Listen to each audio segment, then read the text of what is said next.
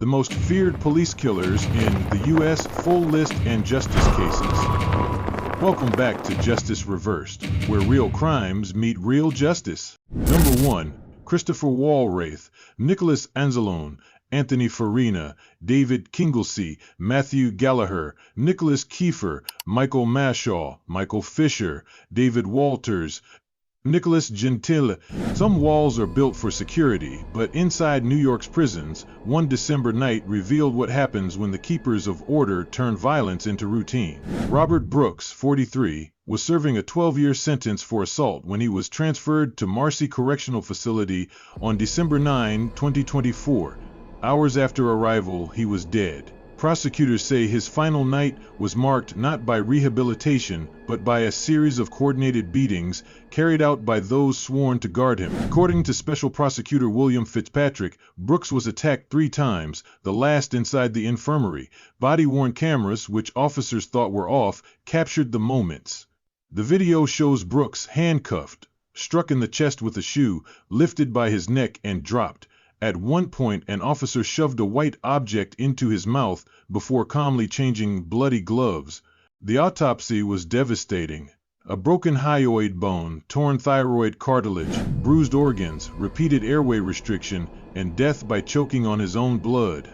He did absolutely nothing to provoke his death, Fitzpatrick told the court, calling it a simple welcome to Marcy. Among those charged was Correction Officer Christopher Walrath, who admitted to putting Brooks in a chokehold, striking his body and groin, and then lying about it. In May 2025, he pleaded guilty to first-degree manslaughter. By August, he stood before Oneida County Court, sentenced to 15 years in state prison.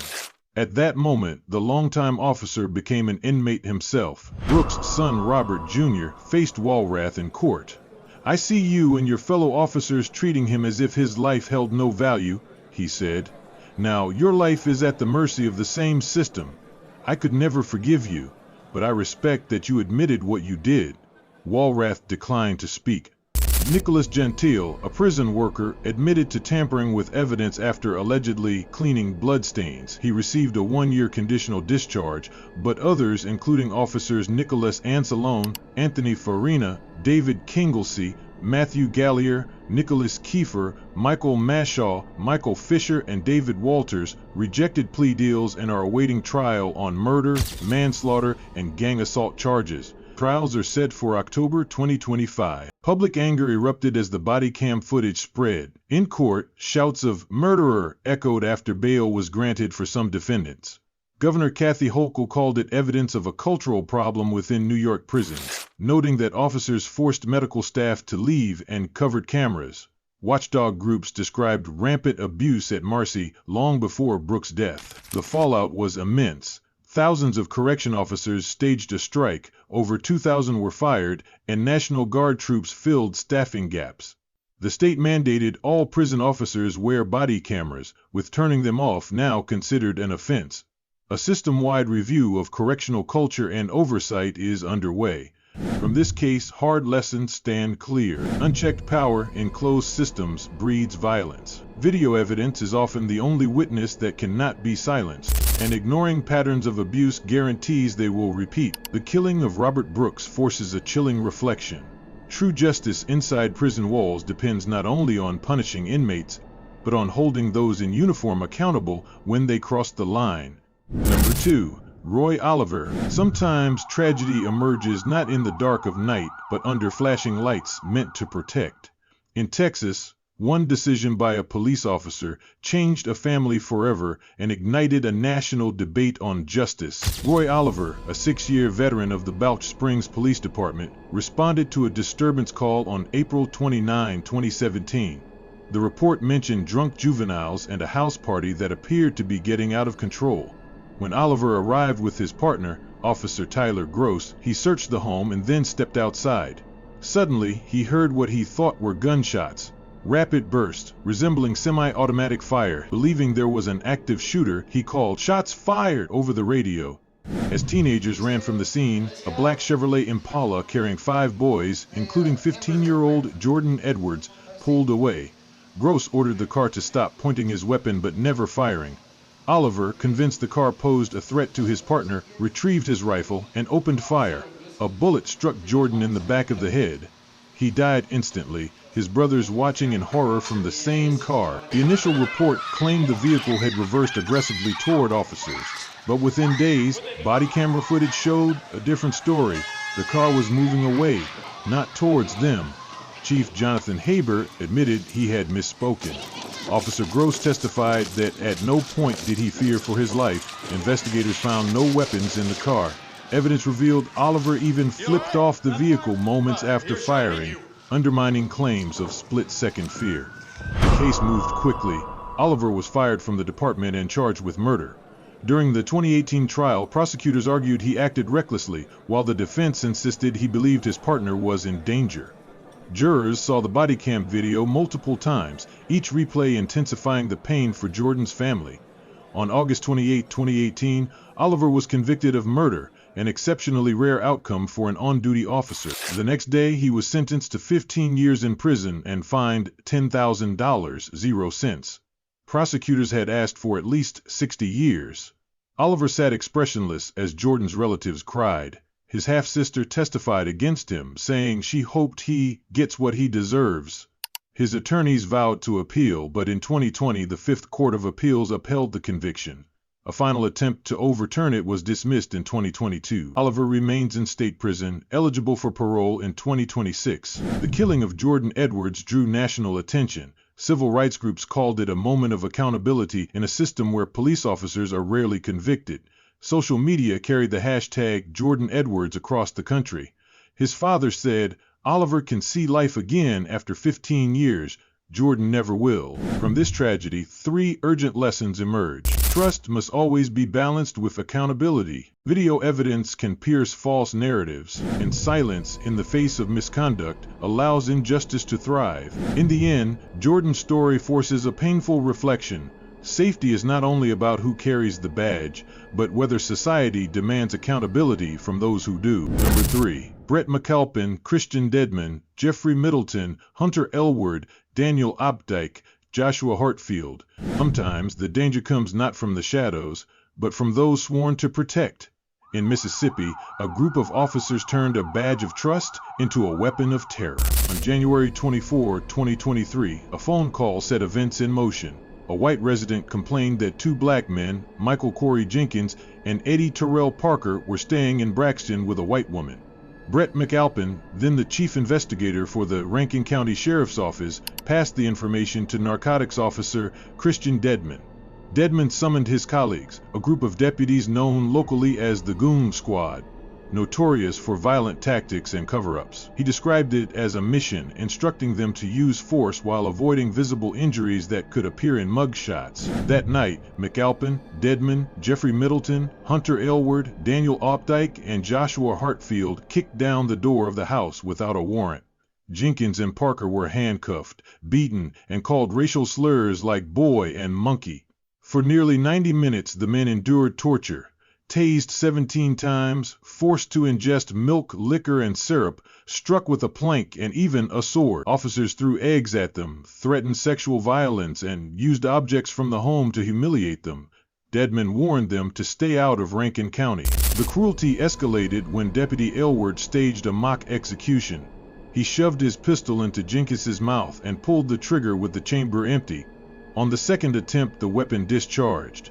The bullet tore through Jenkins's tongue and jaw, leaving him bleeding on the floor, scarred for life. Parker later recalled, "I don't know if I will ever sleep again at night." Jenkins told the court, "Your Honor, they killed me, I just didn't die." The officers then gathered outside to plan a cover story. They planted a BB gun, discussed adding drugs, and destroyed the home's security footage. False reports were filed, and threats were made to keep others silent. For months, Jenkins and Parker's voices struggled to be heard until federal investigators obtained text messages from the group's encrypted chat. The evidence forced confessions. By August 2023, all 6 officers pleaded guilty to federal and state charges including civil rights conspiracy, obstruction of justice, and aggravated assault. In March and April 2024, they were sentenced. Dedmon received 40 years in federal prison, McAlpin over 27, Elward 20, Middleton and Opdyke 17 each, and Hartfield 10. State sentences ran concurrently but added symbolic weight. In court, some officers cried and apologized. Opdyke admitted, "I was a coward. I deeply regret all the pain and suffering I caused." Yet families and civil rights leaders emphasized accountability. The NAACP demanded Sheriff Brian Bailey's resignation, while the Justice Department launched a civil rights investigation into systemic abuse in Rankin County. From this case, 3 urgent lessons remain. Trust should never silence scrutiny of authority. Unchecked cultures of violence grow when leaders look away, and early reporting of misconduct can stop tragedies before they begin. The story of the Goon Squad is not just about betrayal. It is a reminder that true safety depends on vigilance, even against those wearing the uniform. Number 4. Edsaul Mendoza. Some tragedies unfold in seconds, yet their consequences echo for years. In South Philadelphia, one night in March 2022 exposed a deadly fracture in the trust between police and the community. Edsaul Mendoza, a 5-year veteran of the Philadelphia Police Department, was one of 4 plainclothes officers in an unmarked car investigating firearms activity on March 1, 2022. As they approached 2 youths, a shot rang out from their direction, shattering the back window of the police vehicle and injuring an officer with flying glass. Mendoza and another officer returned fire. One of the boys, 12-year-old Thomas T. Siderio, fled down Barber Street. Surveillance later confirmed he tossed a handgun about 40 feet into his flight. What followed became the heart of the case. According to prosecutors, Siderio either tripped or complied with commands to get down. Lying face down on the sidewalk, unarmed, he was struck by a bullet in his back, fired at close range by Mendoza. The shot exited through his chest, killing him instantly. The evidence dismantled Mendoza's initial claims. Body-worn cameras and surveillance footage showed the boy was no threat when the fatal round was fired.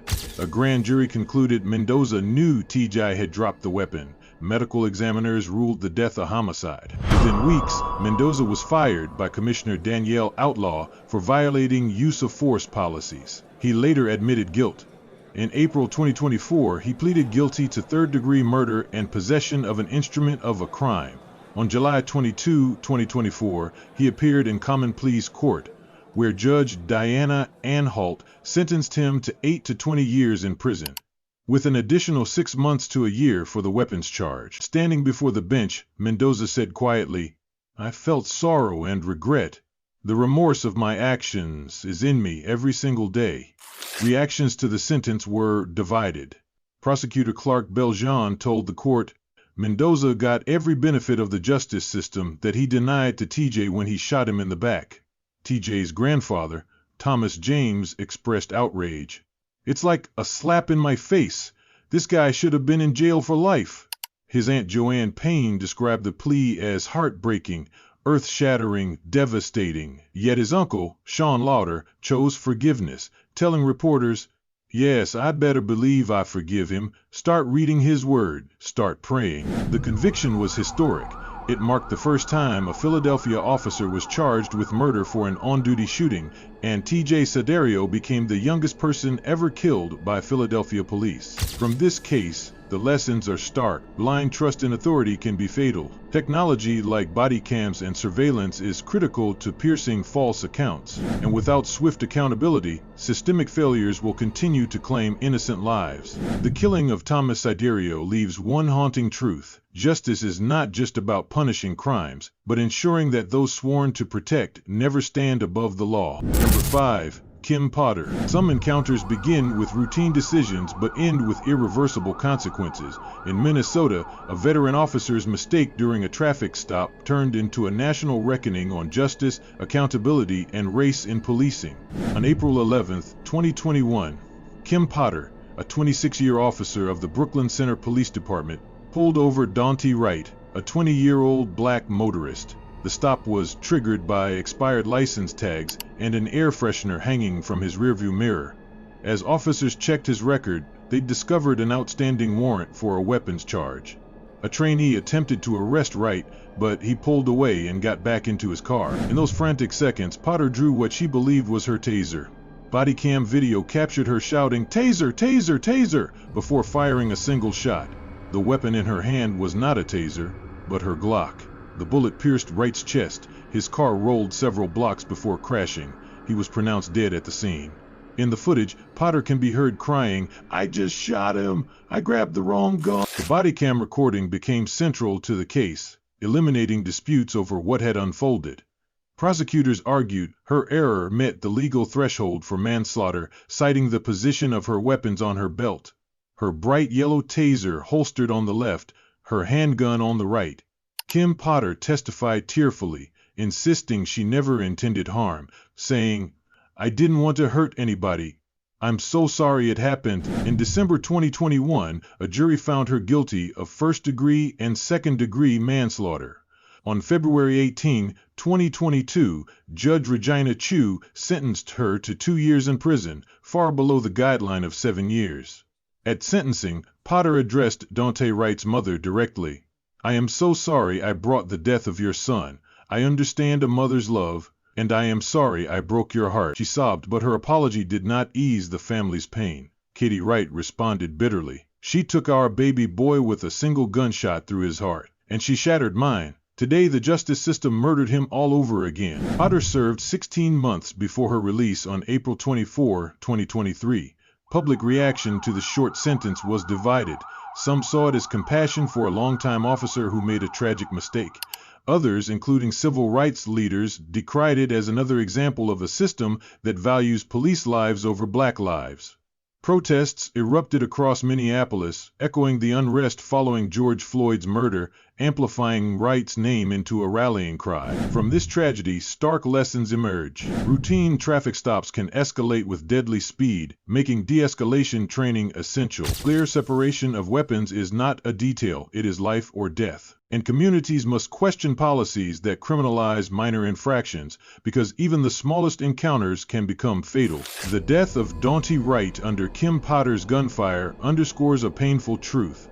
Safety cannot rest on intent alone, but on a system willing to hold every life, officer or civilian, equally to the law. Number 6. Johannes Mehserle. Crowds were still celebrating the new year when a cell phone camera captured an image that would haunt America. A young man face down on a train platform, an officer's gun drawn above him. Johannes Sebastian Mehserle joined the Bay Area Rapid Transit Police in 2007. By January 1, 2009, he was on duty at Fruitvale Station, responding with other officers to reports of a fight on a crowded New Year's Eve train. What followed became one of the most infamous police shootings in modern American history.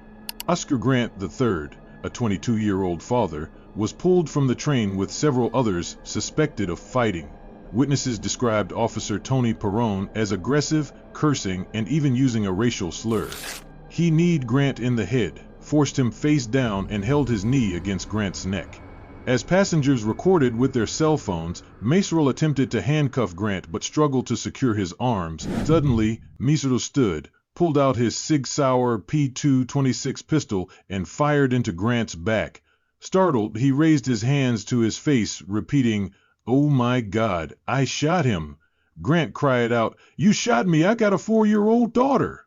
He was rushed to Highland Hospital, where he died 7 hours later. Mehserle later claimed he mistook his firearm for his taser, which was holstered on the opposite side of his duty belt, but bystanders' videos told another story, showing no immediate threat when the fatal shot was fired. Those recordings, widely shared on television and online, fueled public fury and became critical evidence. The investigation revealed contradictions. Perrone falsely reported that Grant had attacked him, claims disproven by video. An autopsy showed blunt force injuries consistent with being struck before the shooting. Mehserle refused to cooperate with internal investigators, but when tried in Los Angeles, after the venue was moved due to unrest, he testified tearfully, saying, "I didn't think I had my gun." On July 8, 2010, the jury found him guilty of involuntary manslaughter, rejecting charges of second-degree murder. He was sentenced to 2 years in prison, serving just 11 months before release. The judge overturned a firearm enhancement that could have added a decade to his term. The verdict sparked protests in Oakland. Some demonstrations escalated into riots, with looting and clashes between police and residents. Oscar Grant's name became a rallying cry, cited as a precursor to the Black Lives Matter movement. His family condemned the sentence as far too lenient, calling it a compromise verdict. Reforms followed. California passed AB 1586, introducing civilian oversight of BART police. Transparency laws opened access to internal reports that revealed misconduct by officers on the platform, and nationwide, the case spotlighted the risks of taser confusion, reshaping training policies for police across the country. From this tragedy, vital lessons remain clear. Unquestioned authority, when combined with bias, can turn restraint into brutality. The presence of cameras ensures that truth has witnesses beyond official reports, and justice delayed or minimized deepens mistrust that communities carry for generations. Oscar Grant's death reminds us that accountability in policing is not optional. It is the foundation of trust, without which no community can ever truly feel safe. Number 7. Emmitt Martin. A routine traffic stop should have ended in minutes. Instead, it exposed a level of brutality that left a young man dead and a city demanding answers. Emmitt Martin III, a member of the city's elite Scorpion unit, was a 5-year veteran when he stopped Tyre Nichols, a 29-year-old black man, on January 7, 2023. Nichols was accused of minor traffic violations, speeding as a light turned red and changing lanes without signaling. Records showed no warrants, no violent history, yet Martin called for a felony stop, exaggerating Nichols' behavior in violation of department protocol.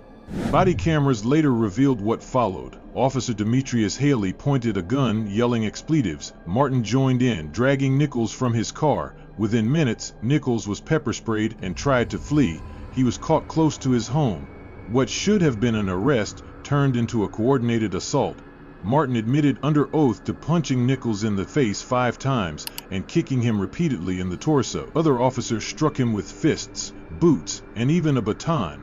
Martin stood aside as the beating continued, removing his own body camera so it wouldn't capture the brutality. Nichols cried out desperately for his mother. 3 days later, Nichols died in hospital. The autopsy revealed blunt force trauma to the head, brain injuries, cuts and bruises so severe that the cause of death was ruled homicide. Prosecutors said plainly, Nichols posed no threat. The cover-up began quickly. Martin and others told supervisors that Nichols was high, that he had thrown a punch, claims disproven by video evidence. They failed to tell emergency medics about the true extent of his injuries. Federal indictments later detailed conspiracy to obstruct justice and tamper with witness accounts. Public fury exploded when Memphis police released the video on January 27, 2023. It showed the officers milling around as Nichols lay critically injured, struggling to breathe. Protests erupted in Memphis and across the United States. Civil rights leaders drew comparisons to Rodney King and George Floyd. In August 2024, Martin pleaded guilty in federal court to excessive force resulting in death and to conspiracy to obstruct justice. In his plea, he admitted his actions were deliberate, driven by anger. After Nichols ran, he told the court, "I didn't want the camera to show what we were doing." Federal prosecutors agreed to recommend no more than 40 years. Sentencing is scheduled for June 2025, with separate state murder charges still pending. Nichols' mother, Ro Vaughn Wells, said, "I won't be content until every officer involved faces justice." The Memphis Police Department disbanded the Scorpion Unit. The Department of Justice launched investigations into patterns of excessive force and racially biased policing. From this tragedy, harsh lessons stand clear. Unchecked anger in authority escalates minor encounters into fatal violence. Removing accountability mechanisms like body cams signals intent to hide abuse. And silence in the face of misconduct ensures it spreads through institutions like wildfire. The killing of Tyre Nichols leaves one piercing reminder. Justice is not only about punishing crimes, it is about preventing those sworn to protect from ever becoming predators. Number 8. Aaron Dean. Sometimes the most dangerous moments unfold not on dark streets but inside homes where families believe they are safe. In Texas, a late-night call turned into a tragedy that shocked the nation. Aaron Dean, a Fort Worth police officer with less than 2 years on the force, responded to a wellness check on October 12, 2019. A neighbor had noticed an open door at a Tatiana Jefferson's home, unaware she was inside playing video games with her 8-year-old nephew, Zion. Jefferson, 28, had left the door ajar to let out smoke after burning hamburgers. Dean and his partner arrived around 2:25 a.m., treating the situation as a potential burglary. Without announcing himself as police, Dean crept into the backyard. Inside, Jefferson heard noises and retrieved her licensed handgun. Moments later, Dean pointed his flashlight through a window, shouted, "Show me your hands!" and fired a single round less than 2 seconds later. The bullet struck Jefferson in the chest, killing her instantly in front of her nephew. Body camera footage became crucial evidence. It showed Dean's rapid escalation and contradicted his claim that Jefferson had pointed her weapon. Zion testified that his aunt never raised her gun. Dean's own partner, Officer Carol Darch, confirmed she never saw Jefferson holding a firearm. During the trial, prosecutors emphasized Dean's poor judgment, firing without assessing, failing to communicate with his partner, and rushing into the home recklessly. In court, Dean admitted, under cross-examination, that much of his conduct amounted to bad police work, yet he insisted he believed he was facing deadly force. The jury rejected murder, but found him guilty of manslaughter. On December 20, 2022, Judge George Galliher sentenced him to 11 years, 10 months, and 12 days in prison, a sentence widely interpreted as symbolic, mirroring the age of Jefferson's nephew and the date she was killed. Dean appeared pale and subdued as the sentence was read. Jefferson's sister, Ashley Carr, spoke through tears. She was a beautiful flower just starting to bloom, and she was cut down senselessly. My sister did nothing wrong. She was in her home, where she should have been safest. Community response was intense. Civil rights attorney Lee Merritt declared, "We're hoping this sentence will deter other officers from engaging in deadly reckless behavior." The Fort Worth NAACP called the outcome proof that we are making progress toward judicial equity, though many protesters outside court saw the punishment as too light. Nationally, Jefferson's killing joined the names of Botham Jean and George Floyd in fueling debates over police accountability. From this case, enduring lessons emerge. Even in routine calls, failing to identify oneself as law enforcement can turn safety into catastrophe. Weapons training and judgment must be reinforced, because hesitation or recklessness costs lives. And communities must insist on transparency, since silence from institutions often delays justice. The death of Tatiana Jefferson delivers a haunting reminder. Trust in law enforcement is fragile, and once broken, it reshapes how entire communities live within their own homes. Number 9. Mark Dial. Sometimes, danger doesn't come from strangers on the street, but from those sworn to protect. In Philadelphia, a traffic stop on a summer afternoon left one man dead and a city divided. On August 14, 2023, Officer Mark Dial of the Philadelphia Police Department followed Eddie Irizarry's small sedan through Kensington. Irizarry, 27, had driven the wrong way down East Willard Street. When his car stopped, Dial and his partner jumped out with guns drawn. Body cam footage later revealed the decisive moments. Dial strode to the driver's side window where Irizarry sat holding a 7-inch knife. Dial testified he believed it was a gun and claimed his partner yelled, "Gun." That partner, Officer Michael Morris, later admitted he had actually said, "knife," though the recording sounded like gun. Within 6 seconds of exiting his SUV, Dial fired 6 rounds through the rolled-up window, striking Irizarry multiple times. "I didn't want to get shot in the face," Dial later told the court. No gun was ever recovered. Investigators instead found 2 knives, one in Irizarry's hand and another inside the car. Initial police statements falsely claimed Irizarry had lunged at officers outside the vehicle. That account collapsed once bodycam video surfaced, showing he never left his seat. Prosecutors said this narrative was an attempt to shield Dial from accountability. During trial, jurors studied the footage frame by frame. They heard Morris concede his words may have been misheard. They listened as Dial, visibly shaken, insisted he thought his life was in danger. His defense argued it was a tragic mistake, not malice. On May 22, 2025, the jury convicted him of voluntary manslaughter, reckless endangerment, and possessing an instrument of crime. He was acquitted of murder and official oppression. Judge Glenn Bronson sentenced him to 9-1/2 months to 2 years, but granted immediate parole, noting Dial had already spent 10 months in custody.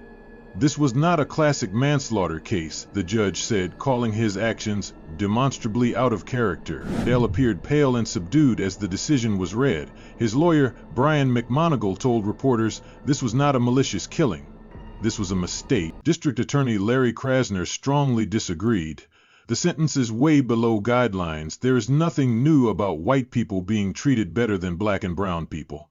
Outside court, Irizarry's aunt, Anna Cintrone, broke down in tears.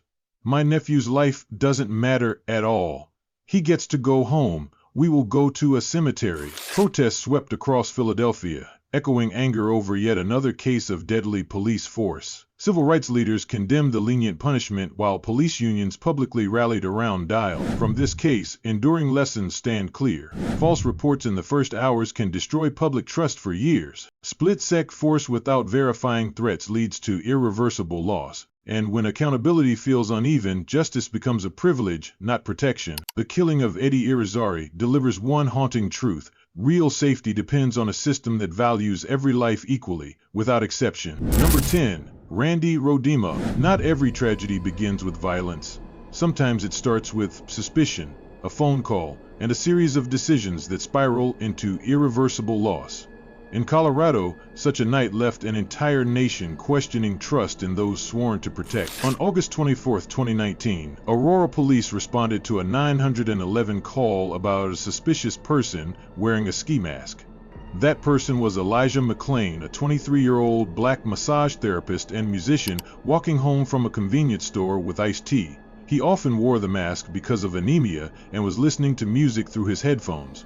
The caller admitted McLean had no weapon and posed no danger. Officer Nathan Woodyard first confronted him, declaring, "I have a right to stop you because you're being suspicious." Within moments, Randy Roedema, a Marine veteran serving with the Aurora Police Department, and Officer Jason Rosenblatt arrived. They quickly forced McLean to the ground. Body cam footage captured his anguished words. "Why are you attacking me? I don't even kill flies. I don't eat meat. I can't breathe." Roedema applied what prosecutors later described as significant force, twisting McLean's arm and pressing his knee into his back while he lay handcuffed. Paramedics soon arrived and administered ketamine at a dosage designed for a 190-pound man.